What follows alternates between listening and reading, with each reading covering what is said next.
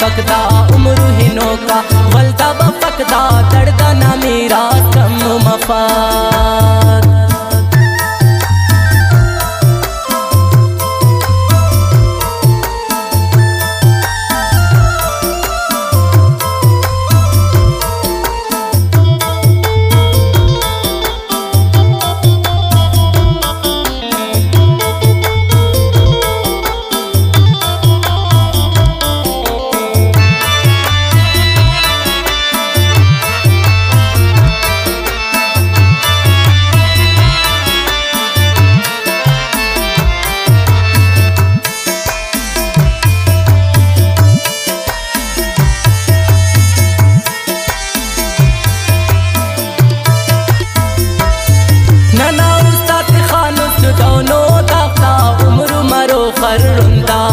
नना खुशी कुनी आवाम मन सोबुग चेनो मन शाम अखनन की अतम ती खिजान करे अख मंजिल तांबे निशान करे अख गुम नना निशान करे अखनन की जोड़ शगान करे दातुल्ला मरी शागिद मिशकना टपे जगरने अफकी नैनने आनी उम्मीद दफकदा दर्दा ना मेरा कम मफकदा उम्र हिनो का वल्दा बफकदा दर्दा ना मेरा कम मफाद।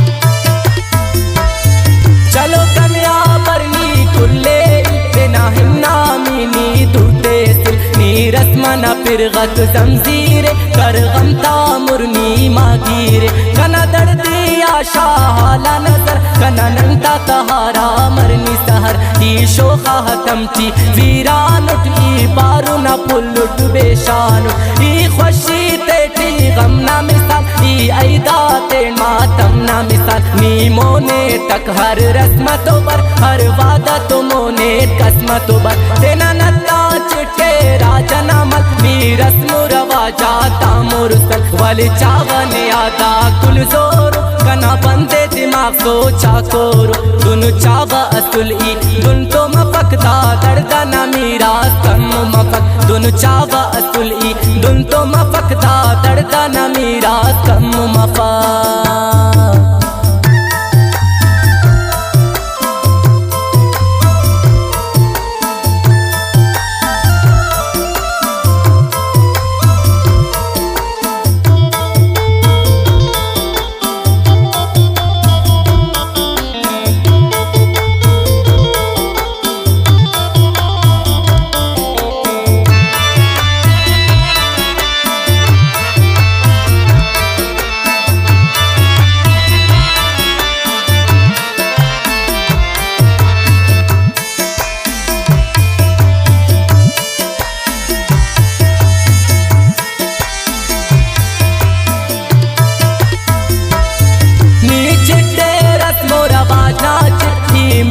मोहब्बत किन उठ जी इश्क करे नुट इश्क करो बिना वादा कसम हर कौला सलुट नी इश्क न मरगा खुशी कर इन्ना मुती खकनी मुच्ची कर ई इश्क न पुल्लू मसारा चटो ई शम्मा चिरा घोड़े लें करो कना मेरा से इश्क विरासत आतिफ्ता बिरावे न ताकत नन तेना नी तेना जोरे खलकता दर्दा न मेरा कम मफकदा उम्र हिनो का वल्दा बफकदा